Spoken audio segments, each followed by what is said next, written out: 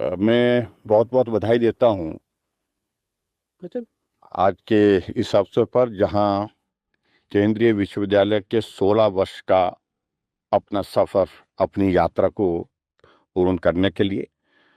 और निश्चित रूप से हम हिमाचल वासियों के लिए ये सौभाग्य की बात है, बहुत बड़ी खुशी की बात है कि 16 वर्ष की इस यात्रा में केंद्रीय विश्वविद्यालय ने अलग अलग अपने, खास तौर से जो हमारे यहाँ के जो स्टूडेंट्स हैं, स्टूडेंट्स के साथ साथ हमारे टीचर्स के सहयोग से इस यात्रा में जो पायदान हासिल किए हैं वो प्रशंसनीय है। मैं सभी टीचर कम्युनिटी को भी बहुत बहुत बधाई देता हूँ, शुभकामनाएं देता हूँ।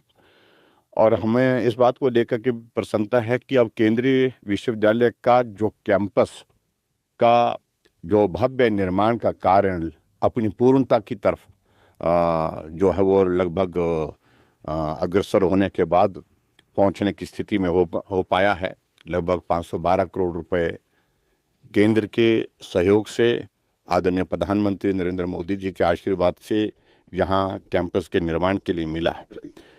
और मैं ये भी उम्मीद करता हूँ कि बहुत जल्दी जो है वो हमारा धर्मशाला का वे जो एक इशू रहता है कैंपस के निर्माण का, उसमें भी प्रगति हो। और स्टेट गवर्नमेंट से मैं इस बात के लिए आग्रह करूँगा कि ये कैंपस सब फंक्शनल हो। उसके लिए जो मुझे जो जानकारी मिली है कि अभी तक क्योंकि पावर सप्लाई का एक इशू जो रहता है वो, जिसमें स्टेट गवर्नमेंट को अपना उसमें योगदान करना है, लगभग 8 करोड़ से 10 करोड़ के लगभग जो पैसा उसमें लगेगा, तो उसको जल्दी करना चाहिए ताकि हम प्रधानमंत्री नरेंद्र मोदी जी को यहाँ बुला करके इस कैंपस के अंदर बच्चों को पढ़ने का एक एटमॉस्फेयर जिस प्रकार से मिलना चाहिए उसको उपलब्ध करा सके।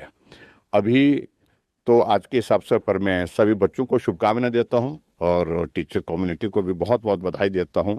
16 साल का ये पड़ाव बहुत महत्वपूर्ण रहा देश की यात्रा में और प्रदेश की यात्रा में, जो योगदान इस विश्वविद्यालय का रहा है। पक्ष आप कैसे इसमें मुझे लगता है कि अब मुख्यमंत्री जी को अब संज्ञान लेना ही चाहिए, क्योंकि बार बार इस आग्रह को हम विधानसभा के अंदर, विधानसभा के बाहर भी कह चुके हैं। धर्मशाला के लोगों ने भी अपनी बात को प्रभावी ढंग से रखा है कि इस कैंपस के निर्माण में अब विलंब का कोई औचित्य नहीं। जब जमीन मिल गई, फॉरेस्ट की क्लियरेंसेस हो गई, सारी चीजें होने के बाद जो है कंपनसेटरी एफॉरेस्टेशन का 30 करोड़ रुपए जो जमा करना है वो तुरंत जमा करना चाहिए।